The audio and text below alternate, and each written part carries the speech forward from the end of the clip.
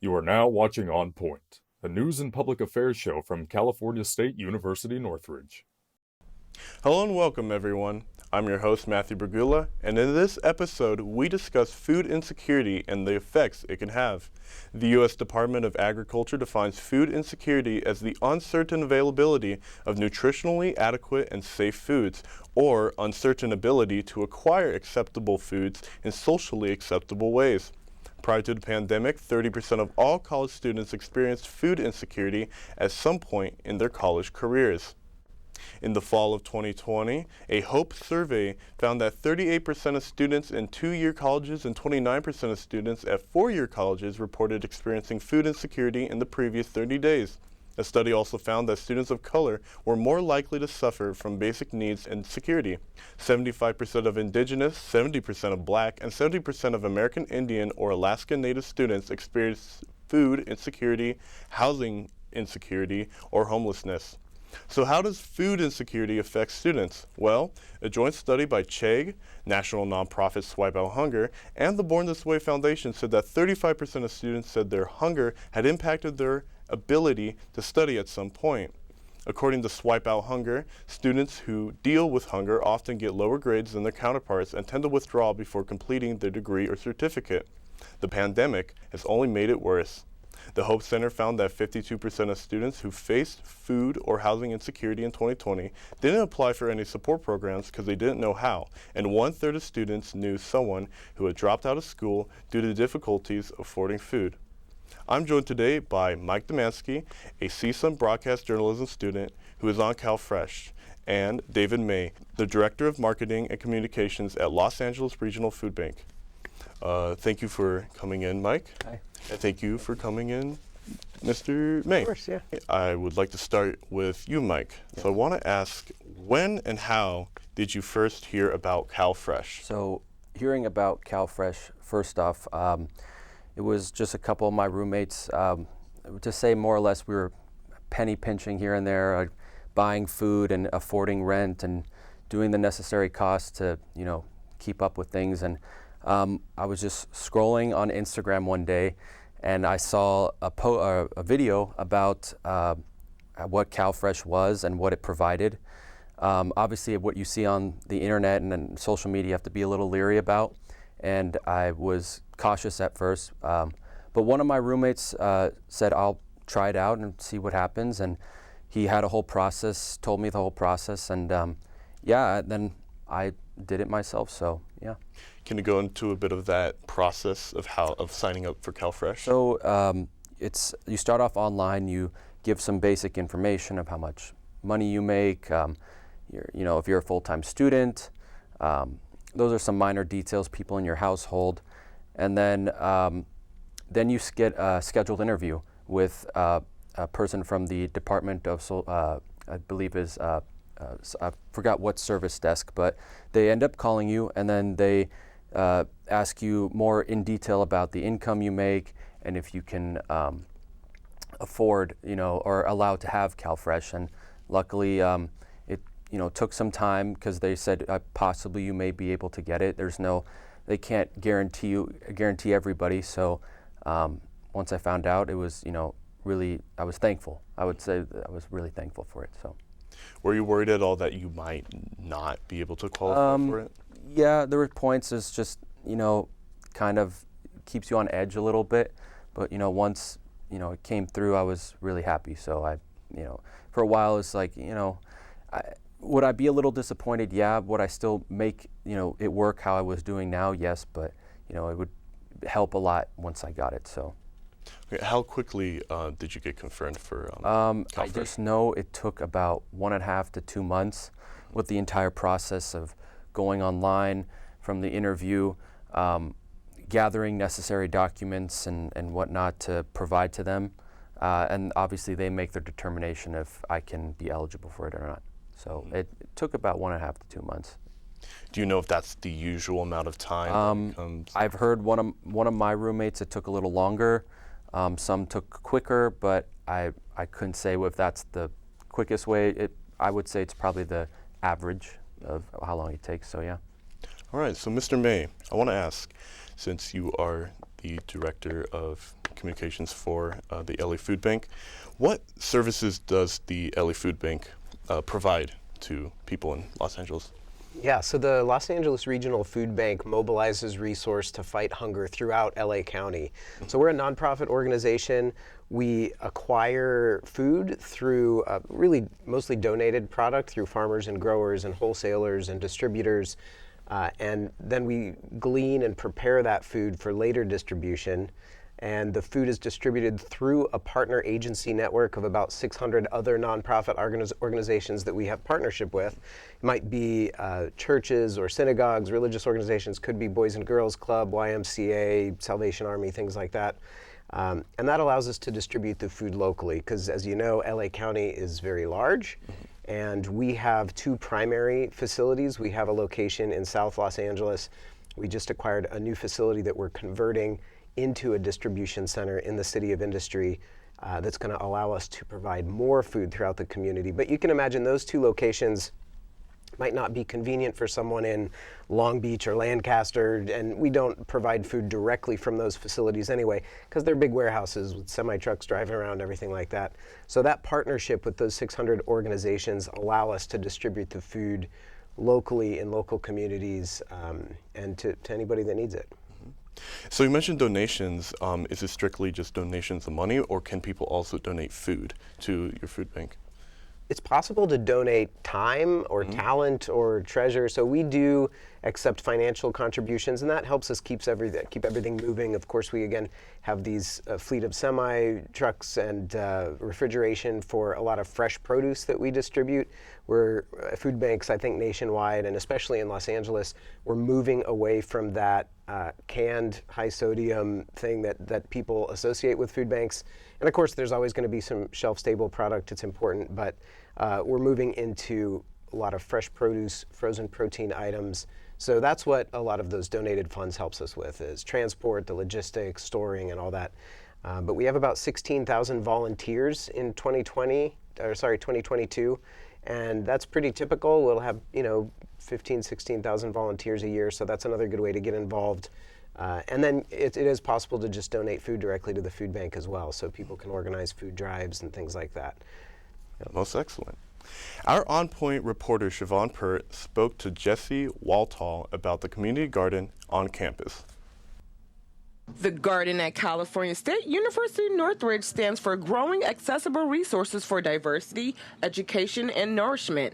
The garden is a useful resource to help maintain consistent access to food for an active and healthier lifestyle. Jesse Woltal, who works for the Institute of Sustainability and at the Food Garden, talks about the relationship between gardening and food insecurity. There's the immediate effect, right, where we're growing food on campus. It's hyper-local, healthy, organic food that we're giving straight to the food pantry. So we're supplying that very near-term need that exists on campus of where am I going to get healthy food this week, today. Not only does the food garden grow produce, they work hand in hand with the site on campus to turn organic matter into rich soil the garden can use to pot plants. Composting is another thing that we do up at the garden, where we take that kind of back end of food after we've gotten our use out of it and turn it into resources that we can put right back into our beds and provide nutrients for the new food that's growing to then continue the cycles. According to Forbes, since the pandemic, nearly 40% of college students attending a four-year university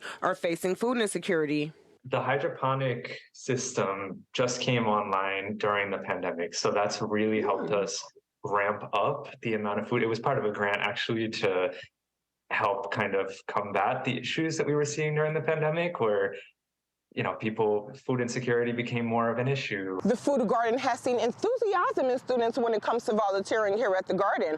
To help maintain the continuous flow of having fresh produce, it's recommended you recycle your waste properly in the trash and recycle bins around campus and help spread the word to students about resources that campus provides and reducing food insecurity. Reporting from Northridge, California, this is Siobhan Pert. Thank you, Siobhan. Now, Mr. Dumansky, I mentioned earlier that students that deal with hunger, they can possibly get lower grades. Have you run into this problem at all? Has hunger perhaps stunted your abilities to perform at school? Having, not having a full, stomach and trying to do work, it can be challenging because you get tired. You don't have a lot of energy to do work. So, I mean, I would run into problems like that. Would I have to, make something quick or with what I had just to, make myself full as much as I could? Yes, but mainly tiredness and lack of energy was the biggest thing. Is those two things are probably the key factors of what, stunted the progression of doing work and whatnot. Mm-hmm. And I know you signed up with CalFresh Online. I'm aware there are CalFresh offices. Have you ever been to any of them? I have not. No. It was all online through the phone. If they needed me to go in, obviously I could, but it's mainly an online process of documenting and calling, and that's about it. So. Okay. I want to ask, do you think there's a stigma to going to certain programs like CalFresh or nonprofit organizations? I wouldn't say necessarily. I more or less encourage students, if they need it, to get it. Could I have made it work, without CalFresh?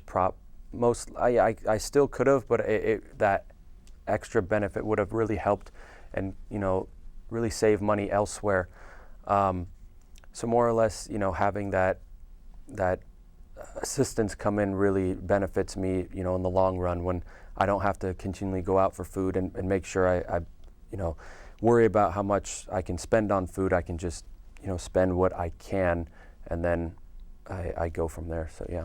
So have you encouraged other students to possibly utilize? Yeah, if they were struggling, if I noticed anyone struggling, obviously seeing if someone who was hungry or whatnot, I would, or trying to save money where they could, I would suggest it to them. So yeah, I've suggested to a few people, but I've never come across anyone who's explicitly asking for it. So yeah. Mm-hmm. Now, Mr. May, do you think there is a stigma to using something like CalFresh or food banks? We encourage anybody who's in need of food assistance to come and receive food from either our direct distribution programs or to our partner agency networks. We do know anecdotally people maybe shy away from attending food distributions, but we'd hope that there wouldn't be a stigma. Again, if somebody's in need of food assistance, we want people to know that the food is available for them. That's what it's for. A lot of times with the donated product that we receive, we're getting it in time, and it's still great, healthy, nutritious food that if too much time goes by, maybe it's going to have to go to a landfill. And there's negative consequences, especially when there's organic compounds breaking down in landfills, releasing methane gas into the air, has a negative impact to the environment. So we'd much rather get this excess food or this rescued food into the hands of people who need it before it has to go to the landfill, while it can still be used productively. Do you run into that problem a lot with excess food? Just too much food that too much and not enough people needing it or getting it? If the food makes it to us, we're going to use it really effectively. And so our primary goal is to get it out to our partners or out through our direct distribution programs so that it can go to people in need. And then as we're gleaning product, if there is some food that comes to us in a state where it's not quite edible, we do have a process where organic materials goes, we have a relationship with waste management, so we can turn that into basically a slurry that can be converted into a biodiesel fuel.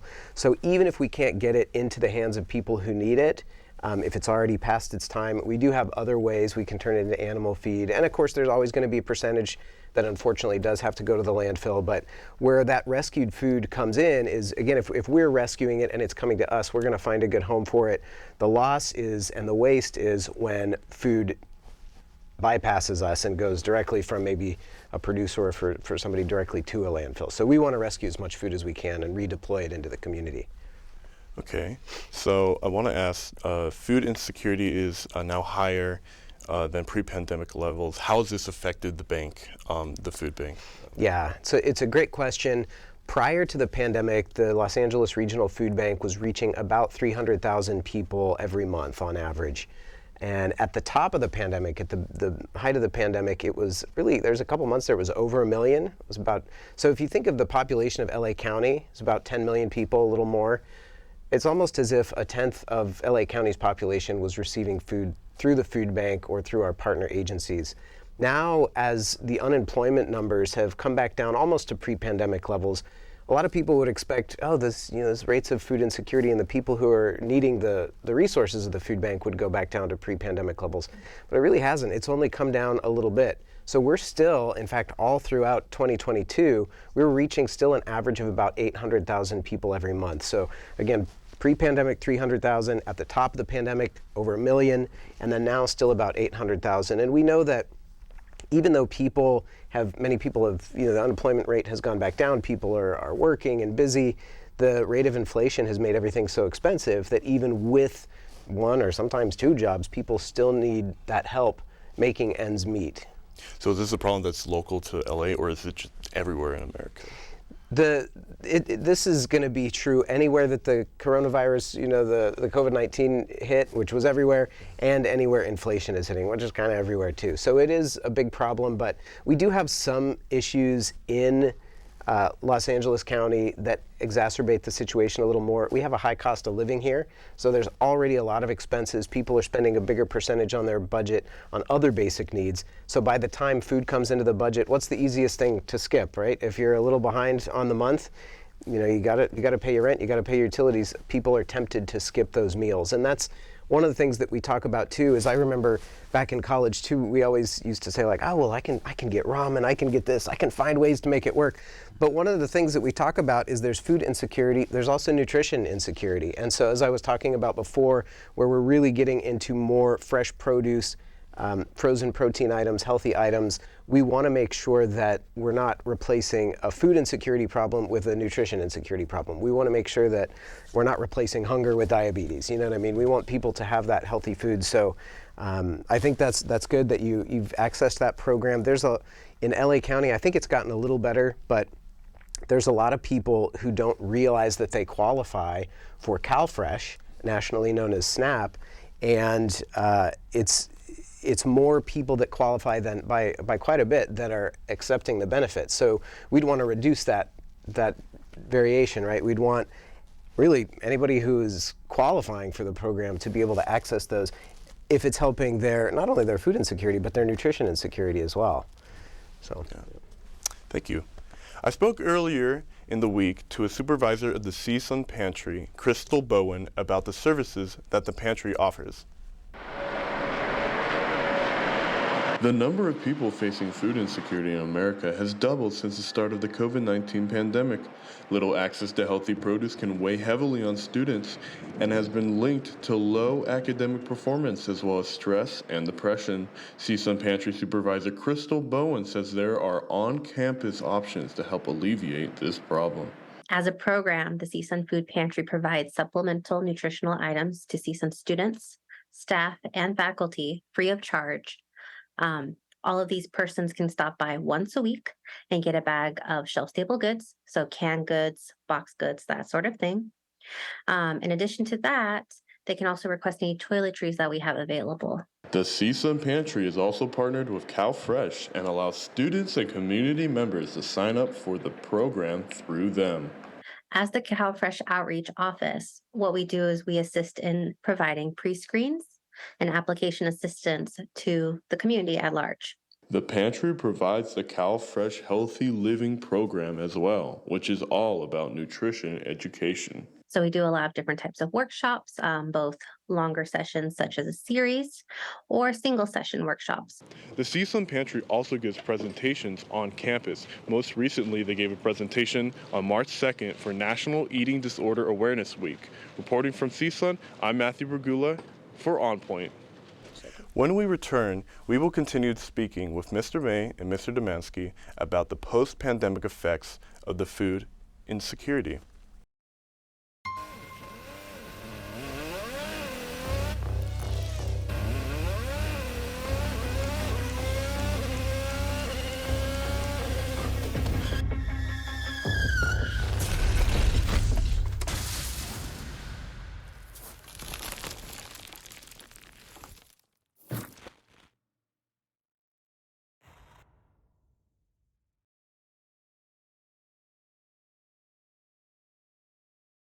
When it comes to making plans, you are the best. What about those barbecues you plan in detail for your family? Or your daughter's first costume party? It was out of this world. The same way you plan each detail for those moments, start planning to protect you and your loved ones from a natural disaster. Sign up for local weather and emergency alerts. Prepare an emergency kit and make a family communications plan. Protecting your family is the best plan you can make. STEM is everywhere, like here, behind the scenes of The Walking Dead. STEM can create new worlds on and off the screen. The only limit is your imagination. Get inspired at shecanstem.com.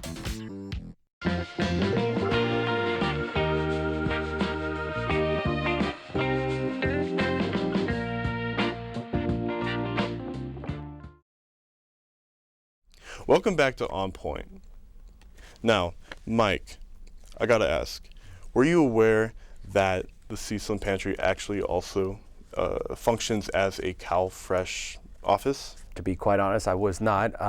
Like I said, I got this information through social media. I mean, that, you know, runs our kind of our lives today when you're online and you see stuff, and they make it, these videos pop and make it say, oh, it's easy, which I'll say it's easy, but it does take time. You have to be patient with this process.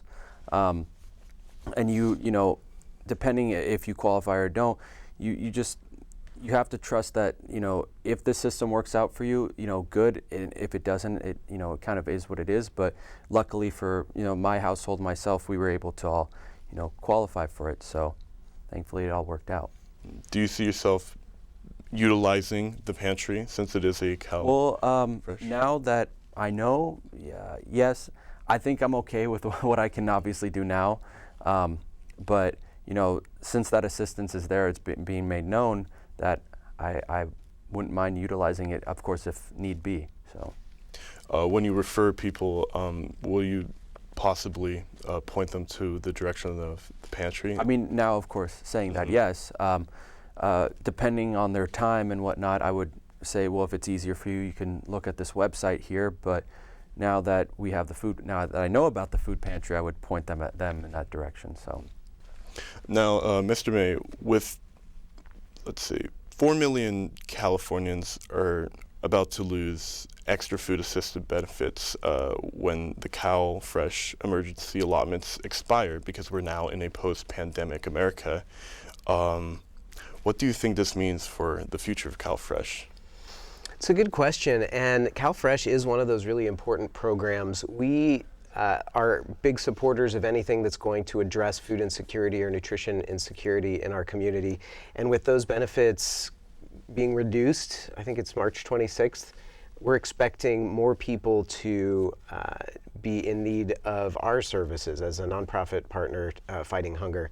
So as that, I think the individual might lose about $90. I think they're estimating an average family might lose about $250 a month. And originally, even before CalFresh benefits, wouldn't really get people all the way through the month anyway. So there's going to be a population that needs a little more assistance on top of CalFresh benefits. So that's one of the ways that the food bank can help address hunger. Hopefully the CalFresh program continues to be tweaked and improved, because it's going to take more than our activity. Again, it's going to take policy. It's going to take big action to really solve the hunger problem. Our On Point reporter, Siobhan Pert, spoke to Jamiah Hargins, the founder of Crop Swap LA, about converting front lawns into microfarms. Jamiah Hargins, who the locals call a garden engineer, is the founder of Crop Swap LA. His mission is to grow food on unused spaces in his neighborhood. He creates hyper-local resources for organically grown produce. Hargins' first microfarm here in Lamar Park, called Asante, is the first front lawn water recycling microfarm. It's kind of juxtaposed between kind of traditionally wealthier black community and traditionally lower income black community. And yet all of them have the same problem, and that is food scarcity. This South LA neighborhood is filled with more liquor stores and fast food restaurants than fresh produce stores. And in fact, it's been planned against communities like this such that they can dry them out and kind of pull out the value in the real estate I believe there's a larger plan. Crop Swap LA is an affordable subscription-based program. Staff members deliver fresh produce to residents within a 2-mile radius once a week. Members of the community can thank homeowners like Creer for swapping out his front lawn for the first microfarm. It was easy. It was like, well, you know, trading my lawn in for some viable crops that I can actually eat and actually help my community. Who wouldn't want to do that, right? Crop Swap LA currently has 2 standing microfarms here in South LA. Members of the community can appreciate Hargins as they have learned how essential it is to have fresh produce in their communities. Reporting from Los Angeles, this is Siobhan Pert. Thank you, Siobhan. I want to ask you, Mr. Dumansky, judging by how you found CalFresh on Instagram, and not even when you're on campus, when there's a source on campus, what does it say about how well it's been advertised, CalFresh? Well, I think if you were to, speaking on CalFresh, if you want to advertise it well, you know, it is probably better to, you know, to our generation, if you're going to college students, to advertise on there, because majority of our lives, you know, our days really are spending on our phone. And obviously there should be, I guess, more PSAs, those type of things. I would probably say more commercials too, if you're watching television. I found it, you know, it's almost like an off chance type of thing that I just stumbled upon it. Because to be quite honest, without it, I probably still wouldn't have known about it until, you know, someone else might have told me or whatnot. So, how do you think we should maybe advertise this on campus? Well, I know that sometimes during club rush weeks that they have booths, and I did see their booth there. Probably more things like that. I guess more community outreach would be a suggestion. But like I said, you know, the way that I found it, it was by off chance. But if you were to do it the right way, you know, social media is probably the way to advertise this and get it to college students, really. So, yeah. Now, Mr. May, how do you get involved with the food bank? Let's say if you wanted to be a volunteer with your organization. Yeah, the best resource is to go to lafoodbank.org. We have information there on volunteering, how you can donate funds, or how you can support the organization in other ways like food drives and things like that. But the best ways to get involved really is to volunteer and to donate funds. Mm-hmm. Yeah. What kind of things do volunteers do with the food bank? What kind of things do you guys tell them to do? Yeah, volunteers at our warehouse help to package and glean and sort our food products for later distribution. We also do help our partner agencies recruit volunteers, so there are opportunities to help distribute the food into communities as well. Mm-hmm. How many volunteers do you have now? We'll, on average, the last couple of years, there'll be about 15, maybe 16,000 volunteers by the time the year's over. Well, I'd like to thank you both very much for coming in here and giving your time and your perspective on food insecurity. We will see you next week, same time, same place. Thanks for tuning in. Again, I'm your host, Matthew, and this is On Point, a news and public affairs show run by student journalists here at California State University Northridge.